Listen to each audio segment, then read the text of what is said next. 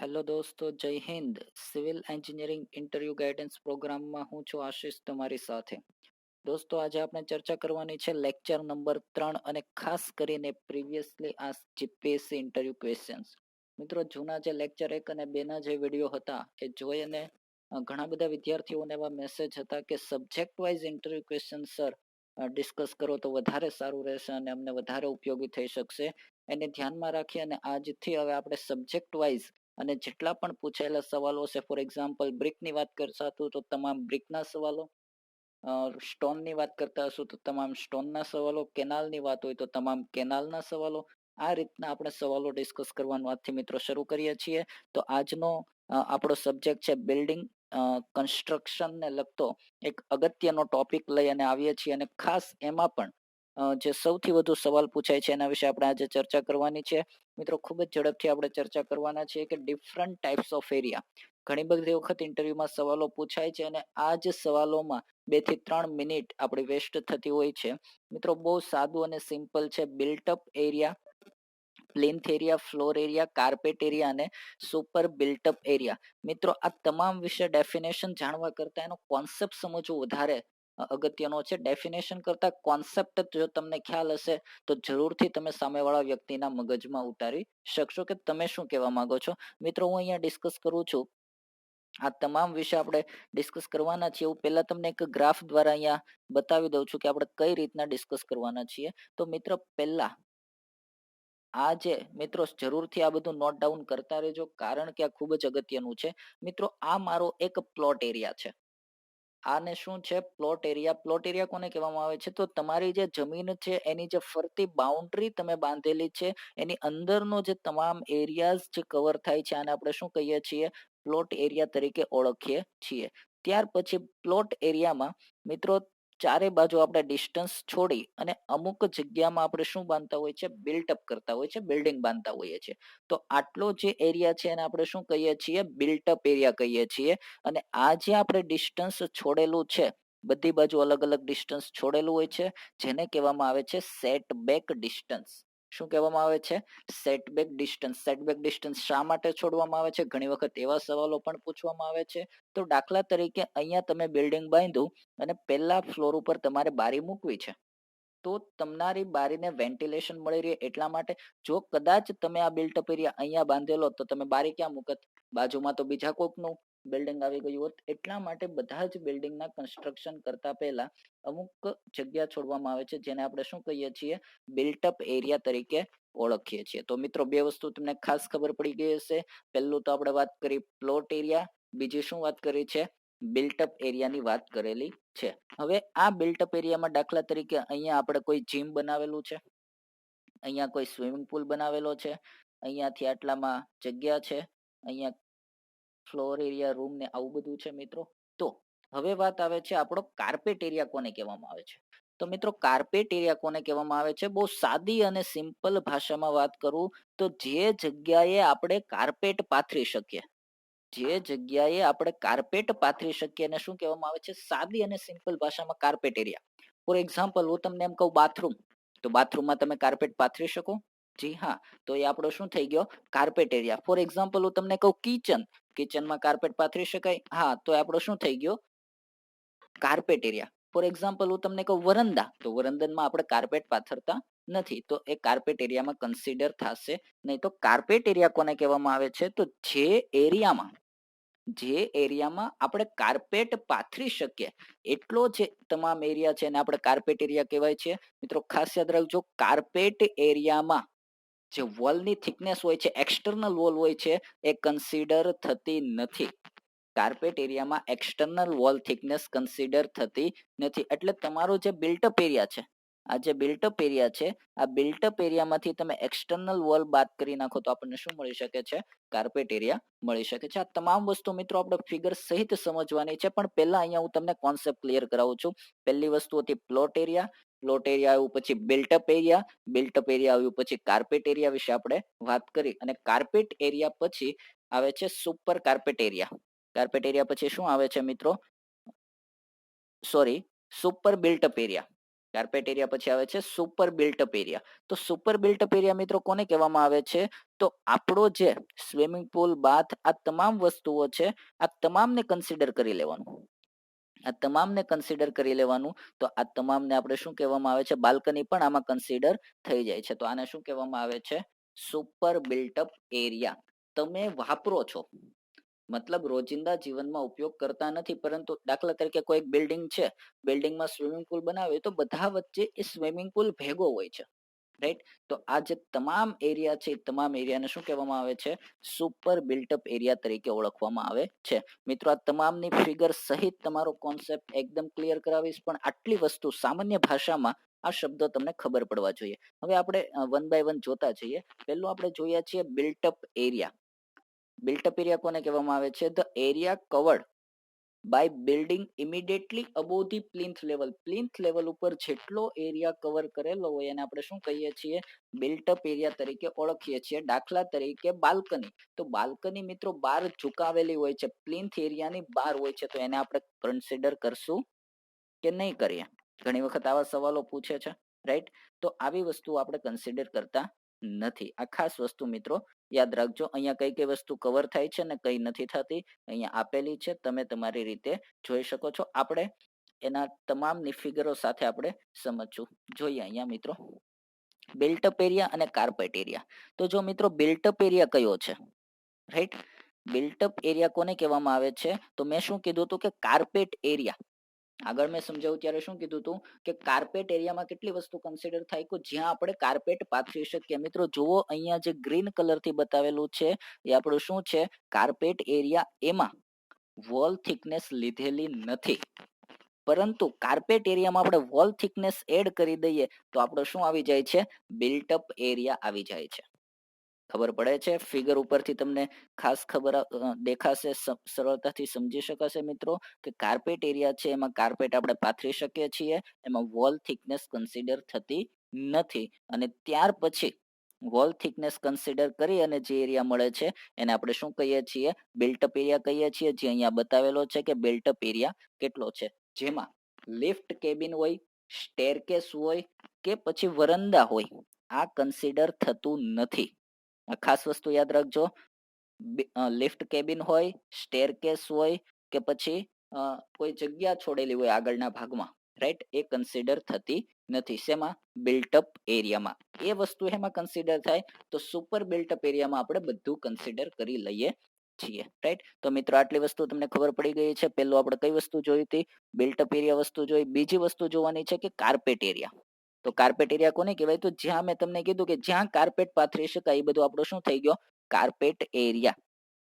દાખલા તરીકે લિવિંગ રૂમમાં પાથરી શકાય, બાથરૂમમાં પાથરી શકાય, કિચનમાં પાથરી શકાય, બેડરૂમમાં પાથરી શકાય. તો આ તમામ વસ્તુનો આપણે એમાં કન્સિડર કરીએ છીએ કાર્પેટ એરિયામાં.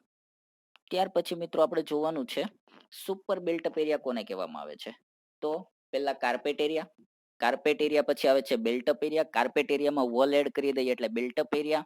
ત્યાર પછી જે બાકી વધેલો જે પોર્શન હતો, બાકી વધેલો જે પોર્શન મિત્રો આપણો હતો, લિફ્ટ હતું, સ્ટેરકેસ હતું અને આગળની સ્પેસેજ હતી. તો આ તમામને એડ કરી દઈએ તો આપણને શું મળે છે? Super built-up area. મતલબ સુપર બિલ્ટઅપ એરિયામાં આપણે સેટબેક ડિસ્ટન્સ જેટલું છોડેલું છે એના સિવાયનો તમામ, મતલબ કોરી જગ્યા જેટલી પડેલી છે એની સિવાયની તમામ બાંધેલી જગ્યાનો સમાવેશ આપણે આમાં કરી શકીએ છીએ. તો built-up area plus common plot, common area, આ બધા માટે કોમન હોય છે, બધા ભેગા વાપરતા હોય છે. તો આ બંનેનો સરવાળો કરીએ તો આપણને શું મળે છે? Super built-up area. હવે મિત્રો ખાસ સવાલ એ છે કે ઇન્ટરવ્યુ લેનાર કેવા સવાલ પૂછે છે? તો ઇન્ટરવ્યુ લેનારે આપણને કઈ પ્રકારનો સવાલ પૂછેલો હતો? તો એ લોકોએ એવો સવાલ પૂછેલો હતો કે બિલ્ટઅપ એરિયા વધારે હોય, બિલ્ટઅપ એરિયા વધારે હોય કે કાર્પેટ એરિયા વધારે હોય? તો મિત્રો હવે તમારો કોન્સેપ્ટ એકદમ ક્લિયર હોવો જોઈએ કે બિલ્ટઅપ એરિયામાં આપણે વોલ થિકનેસ લઈએ છીએ, કાર્પેટ એરિયામાં વોલ થિકનેસ લેતા નથી. તો કોણ વધારે હશે?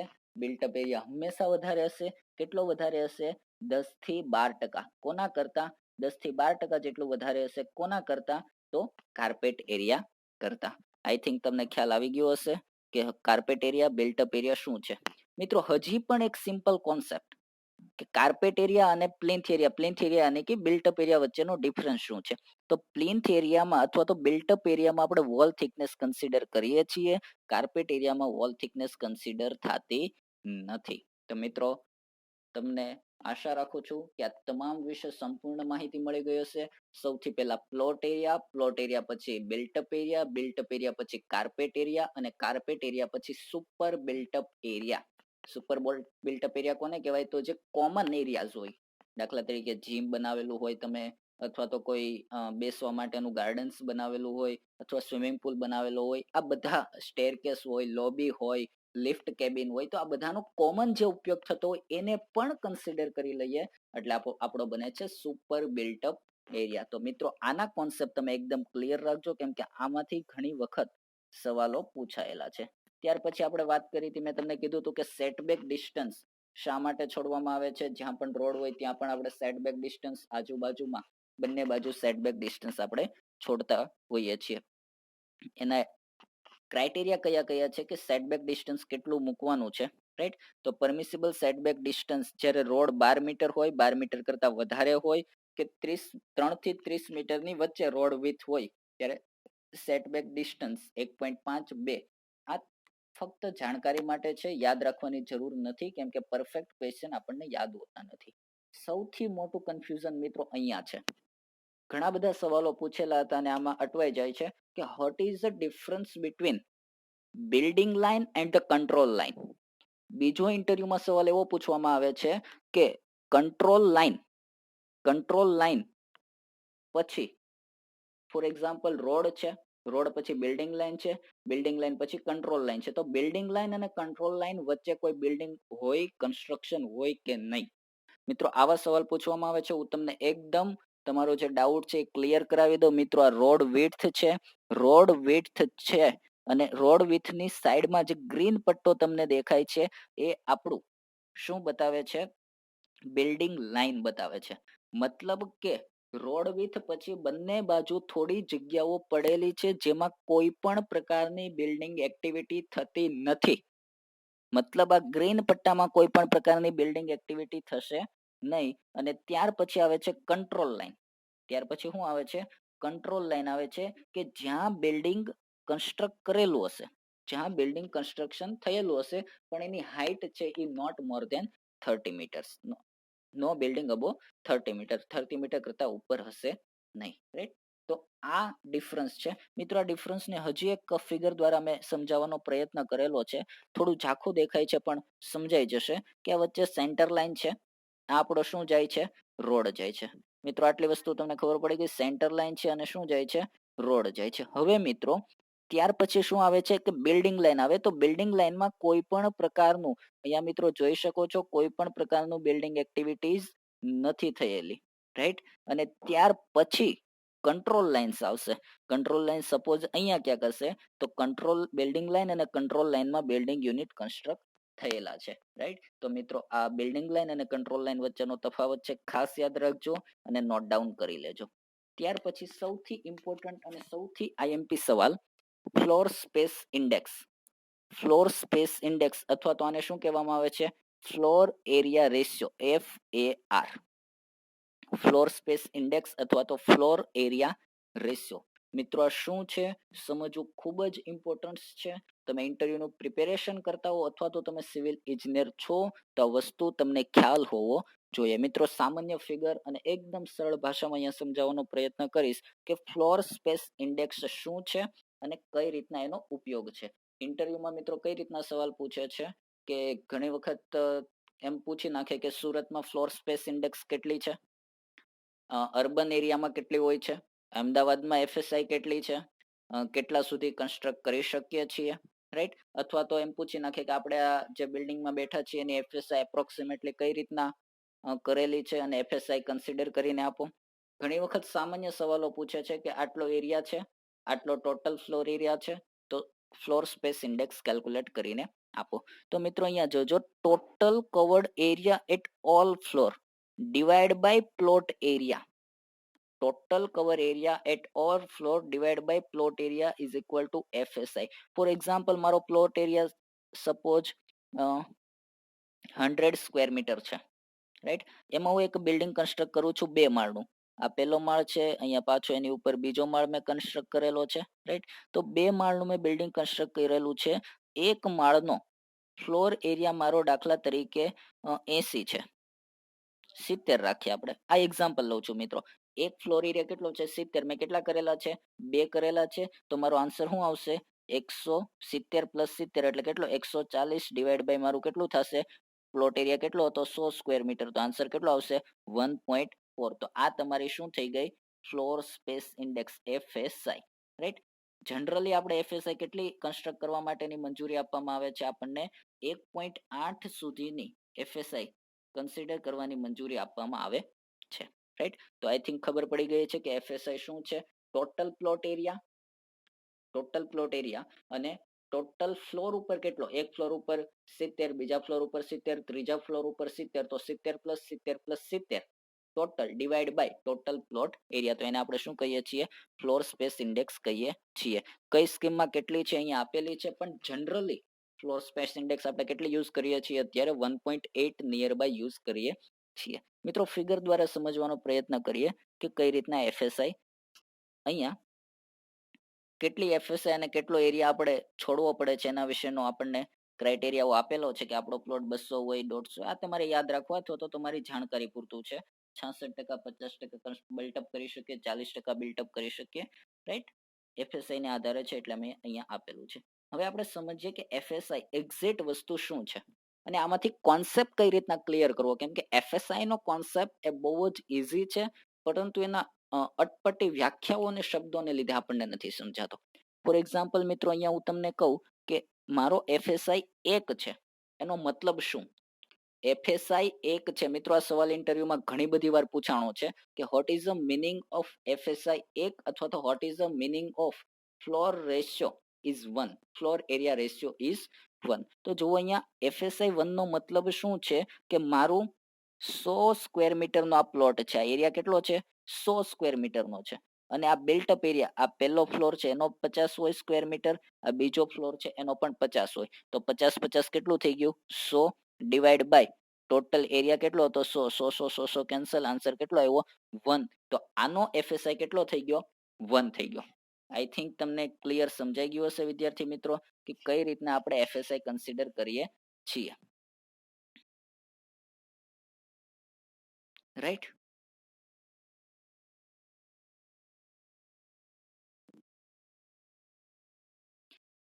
ફોર એક્ઝામ્પલ, હવે મિત્રો આ મારો એક પ્લોટ છે.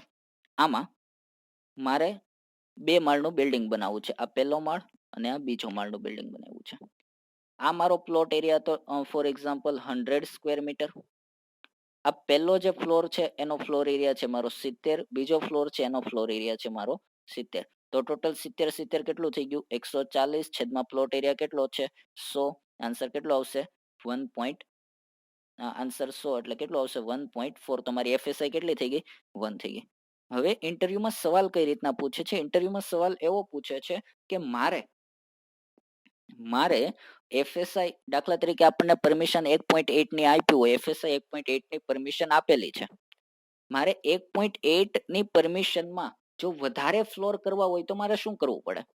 રેડી. ફોર એક્ઝામ્પલ આપણે 1.4 વાળું જે એક્ઝામ્પલ હતું એ જ લઈએ કે આપણી પાસે પરમિશન 1.4 ની છે. તો આપણે હવે વધારે ફ્લોર કન્સ્ટ્રક્ટ કરવા છે. મારે 2 ની જગ્યાએ મારે કેટલા ફ્લોર કન્સિડર કરવા છે?